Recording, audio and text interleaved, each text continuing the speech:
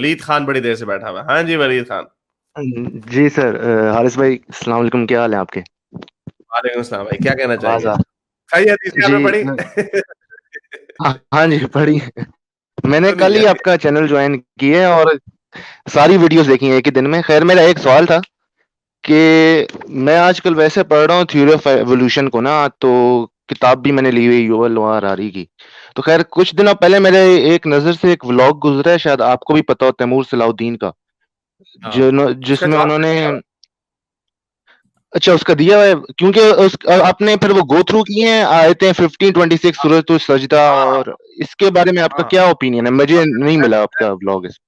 हाँ, नहीं नहीं, मेरा जो सलाउद्दीन ने जो वीडियो बनाई थी ना, उसके ऊपर उसके ऊपर मैंने जवाब दिया था। और उसके अंदर उन्होंने ये इतनी क्या, कौन सी आयतों का नंबर है मुझे बता दे, अभी आपके सामने खोल के हम देख लेते हैं। वो एक काली मट्टी हाँ वाली बात है। हाँ, दलदल और इस तरह की कोई बातें हैं। हाँ हाँ, वो काली मट्टी वो क्या आयत का नंबर है? 15 कुछ है मेरा ख्याल, मुझे। 15-26। अच्छा 1526। अच्छा चलो इसको खोल के देखते हैं। तो अभी आपकी जितनी आयात है ना, और अभी आपने युval नोआ हरेरी की बात की, मैं आपको और बताता हूँ, एवोल्यूशन की और रिचर्ड डॉकिंस की बड़ी अच्छी किताबें हैं। सेल्फिश जीन बड़ी अच्छी है। और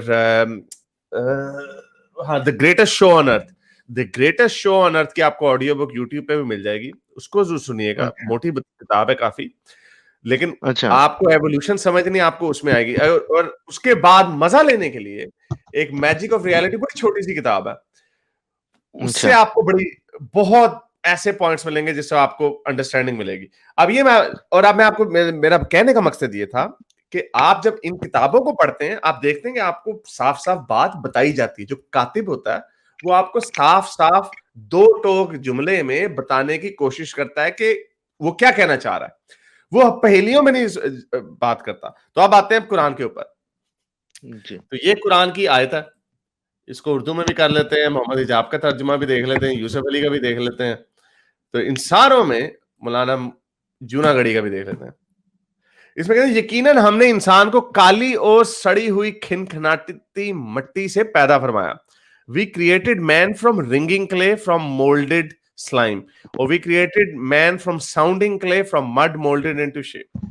तो इसमें क्या ऐसी बात है जो हमें एवोल्यूशन के पास लेके जाती है? ये सबसे बचपन से हर बंदे को पता है कि अल्लाह ने इंसान को मट्टी से बनाया, हजरत आदम को मट्टी से बनाया। तो लेकिन एक अब सेकंड। एक सेकंड मैं आपको बता दूं, मुझे पता है आपका। अब लोग ये कहते हैं कि जो प्राइमोर्डियल सूप था, जो लाइफ की ओरिजिन हुई, वो ऐसी ही किसी ऐसे वक्त में हुई जब वो पानी था, उसमें सर्टेन मटेरियल से, जो कि अभी भी साइंस के ऊपर पूरे तरीके से जवाब नहीं दे सकी। ओरिजिन ऑफ लाइफ जो है, ओरिजिन ऑफ लाइफ, उसके ऊपर अभी हमारे पास कोई सोल्यूशन या शोर शॉर्ट डील नहीं है। लेकिन इंसान जो बना, जैसे भी पहला सेल क्रिएट हुआ, उसके बाद इर्तिका हुई है, और इर्तिका के जरिए इंसान आया है। इंसान पहले एप्स में गया, उससे पहले चूहे थे, फिर एप्स में आए, फिर ये शाखें निकलती, फिर उसके बाद इंसान अपनी हतमी शक्ल तक पहुंचा। कोई पहला इंसान ऐसा नहीं था जो मट्टी से बना हो या मट्टी में बना हो, यानी मट्टी से निकल रहा है वो ज़ॉम्बी की तरह कि मैं निकल रहा हूं। सो इस पे अब लेकिन आपका कुछ सवाल हो? लेकिन इस पे एक इंडिया तो दिया है ना कि भाई स्टार्टिंग वहां से हुई है, वन सेल से, मतलब उसका एक नहीं हिंट तो मैं यहाँ नहीं पर मौजूद नहीं है। नहीं, नहीं, कोई हिंट नहीं है। एब्सोल्युटली नहीं है। ये तो हर बंदा कहता आ रहा है कि हमने मट्टी से बनाया। बहुत सारे कल्चर जो कहते हैं मट्टी से बनाया। मट्टी से क्या, कुम्हार होता है, कुम्हार हदीसें भी है कि जिस तरह कुम्हार बनाता है मट्टी से बर्तन, उस तरह हमने अल्लाह ने इंसान को बनाया। कोई हिंट नहीं है। हिंट क्यों है? मैं आपको यही बता रहा हूं कि आपको रिचर्ड डॉकिंस को हिंटों में आपसे बात करता है। आपकी जब बात आती है कि औरत की अक्ल आधी है, वो तो बड़ी क्लियर होती है। आपने जो जमीन पे फितना फंसाता है, उसका पहले दायां हाथ काटो फिर बायां पैर काटो, वो तो बड़ा क्लियर है कुरान में। जहां पे मजे वाली बात आती है, जहां पे पते वाली बात आती है, वहां पे आप हिंट पे आ जाते हैं। हिंट नहीं है, ये साफ साफ कुरान ने बात की है कि हमने इंसान को खनखनाती हुई मट्टी से पहना है, साउंडिंग क्ले, जिसमें से आवाज आती है। मट्टी को बनाया आपको, यानी उबलती हुई मट्टी से बनाया, यानी गीली मट्टी से। वो तो कुम्हार भी गीली मट्टी से ही बनाता। अगर इसको खनखनाती की जगह गीली मट्टी कह देते तब भी हो जाता। लेकिन पॉइंट ये, इंसान मिट्टी से नहीं बना, फिर बंद इत्तेका के जरिए गुजार। क्या इतना मुश्किल है ये आयत बनाना? कि हमने जिंदगी को बहुत पहले शुरू किया और फिर उनको बेहतर करते करते उनको आहिस्ता आहिस्ता बदलते बदलते इंसान तक ले आए। कुछ तरह की बात की जा सकती, अगर पता होता तो करते ना। तो ये अच्छा। इसी को मेरे भाई, हम इसी को मेंटल जिम्नास्टिक्स कहते हैं कि अब आप इसको खींच तान के कि देखें, इशारा दिया है, अंदिया दिया है, भाई ये क्या दिया जोड़ा है? जा साफ बात, हमें ऐसा साफ बात करें, फिर पहेलियां अगर आपने बूझनी है तो फिर हमारा क्या कसूर है कि हम आपके पहेलियों को आपसे मैं कोई पहेली पूछूं, आप उसका पहेली का जवाब ना दे सके, मैं कहूँ चलो भाई आग में घुस जाओ। ये कोई इंसाफ की अच्छा। बात है? अच्छा, हाँ नेक्स्ट जी। दो तीन और भी हैं सूरतें, अगर हाँ आप उनका भी मुआयना हाँ करें। 71 17 है उसके अंदर, खैर मुझे अभी याद नहीं है, लेकिन इसमें आपका क्या है पॉइंट ऑफ व्यू? हाँ, ये वाली भी है। ये जो एवोल्यूशन के ऊपर कुछ 4-5 लोगों ने, मैंने देखा मुसलमान मॉडर्न मोमिनों ने आयतें ढूंढी हुई हैं। ये वाली है, and Allah has produced you from the earth growing gradually, कि और तुमको जमीन में से एक खास एहतमाम से उगाया है और पैदा किया है। हाँ, तो ये क्या है, इसमें फिर वही बात आ जाती है कि इंसान की बात हो रही है या पहले यूनिसेलुलर ऑर्गेनिज्म की बात हो रही है। मैं इसको इस तरह भी ले सकता हूँ कि इंसान को उगाया है, वही मट्टी से बात, इंसान, अल्लाह मैंने मट्टी पकड़ी उससे उससे इंसान बना दिया। क्या है इसमें, क्या है इसमें? लोग इसको प्राइमोर्डियल मतलब सूप की बात है, वही वही इशारे वाली बात आ गई ना। बात तो जब एक कुरान साफ कह रहा है मैंने इंसान को मट्टी से बनाया, तो मट्टी जमीन पे ही होती है, तो उसमें मट्टी से अल्लाह मियां ने बना दिया उसको, तो उसी का हवाला दिया जा रहा है, तो इसमें क्या खास बात? अच्छा हाँ, तो ये वाली दोस्तों, ये भी, इसमें भी इस आयत में कोई खास बात नहीं, कोई एवोल्यूशन का जिक्र नहीं है, ओरिजिन ऑफ लाइफ का भी कोई जिक्र नहीं है इसका। हाँ, ओरिजिन ऑफ लाइफ का, ओरिजिन ऑफ ह्यूमन लाइफ का जिक्र है कि इंसान को अल्लाह मियां ने जमीन से पैदा किया है, जो कि हमें पता। अब ये इसने मोहम्मद इजाब ने अर्थ लाइक प्लांट्स जो है, ये मोहम्मद इजाब ने ऐड किया है, इसमें नहीं लिखा। हाँ, नबातात, सॉरी, नबातात आप कह सकते हैं कि इसको उगाया है पौधों की तरह।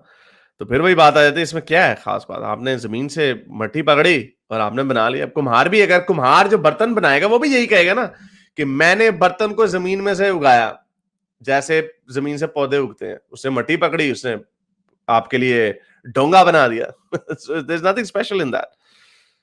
अच्छा, की बात करूंगा, जो वो बात करते होते हैं कि hello. Quran is book of science और इट्स नॉट हाँ, सॉरी बुक ऑफ। वलीद, आपकी आवाज कट गई थी। अब आप दोबारा बोलें।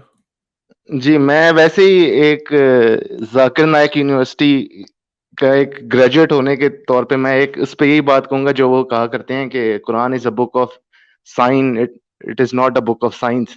तो इस पे हम्म, आप एरर ऑफ डाउट देंगे थोड़ा इस बात पे इसको? नहीं, वो जब कोई फंस जाता है ना, वो यही कहेगा कि इशारों की किताब है, साइंस की किताब नहीं है। तो भाई बंदा पूछे फिर उंगली क्यों दे रहे हो आप? ये इशारे भी तो देखो ना, गलत है ना, ये साफ पता चल रहा है। मैंने आपको बताया कि एक नैरेटिव है और 1400 साल से लोग यही समझते आए हैं कि अल्लाह ने इंसान को मट्टी से बनाया। इसके ऊपर हदीसें भी हैं, हदीसें ज्यादा डिटेल में है कि जिस तरह कुम्हार मट्टी से बनाता है बर्तन, उसी तरह और उससे कंसिस्टेंट है ये जो आयत है। अब इसको हम खींच तान के, अब ये प्रॉब्लम, ये जो बाकी की आयतों को नहीं जानते, ये उनको खींच तान किस तरह बना रहे हैं। तो ये Quran is book of science, और ये जो इशारे भी हैं, बड़े गंदे इशारे दिए हुए हैं। इन इशारों में कोई लॉजिक नहीं है, इन इशारों में कोई मंतक नहीं है, अनफॉर्चुनेटली। और ये बीटिंग अराउंड बुश अनफॉर्चुनेटली, है। हाँ, ये बीटिंग अराउंड बुश है। भाई अच्छा। क्लियर बात करें, मैंने आपसे जैसे बात की, यही प्रॉब्लम है। और जैसे देखें जाकिर नाइक की दहाहा वाली जो एग्जांपल है, और ये मुफ्ती साहब ने भी करने की कोशिश की, फिर भाग गए मुफ्ती साहब। उन्हें पता था, मैंने कहा दहाहा का ये मतलब अब भी है, पुरानी क्लासिकल में नहीं है, अंडे की शक्ल। और अंडा भी कौन सा? शुरमुर्ग का अंडा, क्योंकि क्योंकि मुर्गी का अंडा तो वो ओवल होता है ना, वो तो बंदा का नहीं यार, वो स्फीरॉइड, ओब्लॉइड, ओब्लॉइड स्फीरॉइड, यानी थोड़ी सी ना जो इक्वेटर से थोड़ी मोटी हो। सो अच्छा, क्या इन्होंने माना, लेकिन लास्ट सवाल मेरा। वेरी क्विकली, लेकिन आपको किसी क्लासिकल तफसीर में जमीन की शेप शुतुरमुर्ग के अंडे जैसी कहीं नहीं मिलेगी। ये अहमद हिदात प्लस जाकिर नाइक के जमाने में, तब ये कहते हैं बुक ऑफ साइंस है ये। ठीक है, मैं समझ गया हूँ आपकी बात। तो खैर, वैसे अब इस्लाम से हट के वैसे अगर एक बात की जाए कि एक डिवाइन बीइंग हो सकती है पूरे एवोल्यूशन प्रोसेस के पीछे, क्योंकि अगर आप देखें लेबोरेटरी में भी अगर रिएक्शंस हो रहे हैं तो खुद तो अमल तय पा रहा है उनका, लेकिन पीछे उनको हरकत देने वाली एक कोई सोल तो है ना, एक ह्यूमन बीइंग तो है जिसको आगे पूरा कंटिन्यू कर रहा है उसको। आगे वो खुद बेशक अपने आप पे हो रहे हैं। मैं आपको बताता हूँ देखें, इसमें एक फर्क ये है, एक इसमें बड़ी सिंपल सी लॉजिकल फैलेसी है। अगर हर चीज के पीछे कोई है तो फिर खुदा के पीछे कौन है? ये एक सिंपल सा क्वेश्चन है, आज से 2500 साल में कोई इसका जवाब नहीं दे सका। सिर्फ ये कह देना कि वो है तो है तो है, इट्स नॉट इनफ, क्योंकि हम यही बात कह सकते हैं कि कायनात भी है तो है तो है। अब रैंडम प्रोसेस क्या होता है? आपने कहा हम लेबोरेटरी में हम कंट्रोल्ड रिएक्शंस कर रहे होते हैं ना, कि हाइड्रोक्लोरिक एसिड को सल्फ्यूरिक एसिड में डाला, पता नहीं, please don't try this at home, मुझे नहीं पता उससे क्या होता है, फॉरगॉटन। तो उसको मिलाया आपने तो रिएक्शन हुआ, तो चलो हाइड्रोजन और क्लोरीन को मिलाया तो हाइड्रोक्लोरिक एसिड बन गया। HCl4 होता था formula, H2Cl4, I don't know, I can't remember. अच्छा, तो यू नो वो जो है वो तो आप कंट्रोल्ड कर रहे हो ना, लेकिन वो रैंडम तो नहीं है ना। अब आप किसी नदी नाले में चले जाए, नीचे कुछ ना कोई रिएक्शन हो रहा होगा, जो वेंट्स हैं, जियोथर्मल वेंट्स होते हैं, जो ओशन के फ्लोर पे जो रिएक्शन हो रहा होता है, जो क्रस्ट से अगर लावा फट के पानी में आ रहा होता है तो वो रिएक्शन चल रहा होता है, इट्स रैंडम। लेकिन रैंडम उसका कोई मकसद भी नहीं होता, लेकिन वो जब हो रहा होता है, जब होता है, तो उसके पीछे किसी के होने की क्या जरूरत है? क्योंकि वो चीज मौजूद है, इसलिए कुछ ना कुछ हो रहा है। अब आप एटम है, एटम आपस में हर वक्त टकरा रहे हैं, everything is in motion all the time, उसके पीछे किसी के होने की क्या जरूरत है? इसका आंसर ये है कि यूनिवर्स में, बिकॉज, ये बड़ी समझने की बात है इसमें, चूंकि कुछ ना कुछ था, इसलिए बाकी सब कुछ हो रहा है। अब जैसे उसकी मिसाल ये है, अब जमीन है, मैं आपको ये बता रहा हूं, बादलों में क्या कोई अल्लाह में पानी डालते हैं? नहीं, आप कहेंगे प्रोसेस है, प्रोसेस को अल्लाह में। अब माउंट एवरेस्ट हर साल, क्लाउड सीडिंग का भी प्रोसेस, हाँ, वो कंट्रोल्ड है ना, लेकिन माउंट एवरेस्ट हर साल 2 इंच या 2 पता नहीं 3 इंच ऊपर जा रहा है। क्यों हो रहा है? बिकॉज माउंट एवरेस्ट है, बिकॉज जो प्लेट, जो टेक्टोनिक प्लेट्स की, जो इंडियन प्लेट का टकराव हुआ एशियन प्लेट के साथ, उसकी वजह से ये ऊपर जाई जा रहा है, क्योंकि ये है। अगर इंडियन प्लेट ना टकराई होती तो ना ऊपर जा रहा होता, तब हिमालयस ही नहीं होने थे। सो यूनिवर्स में जो भी काम हो रहा है वो इसलिए हो रहा है और खुद ब खुद हो रहा है क्योंकि कुछ ना कुछ मौजूद था। अगर मौजूद ना होता तो कुछ ना हो रहा होता। तो इसलिए मैं ये कह रहा हूं, इसके पीछे ये जो एनालॉजी देते हैं ना, कि हर चीज को बनाने वाला वॉच आपको मिलेगी तो जाहिर बात है किसी ने बनाया। मोबाइल फोन आजकल बड़ी फेवरेट है लोगों की, देखिए मोबाइल है तो किसी ने बनाया है।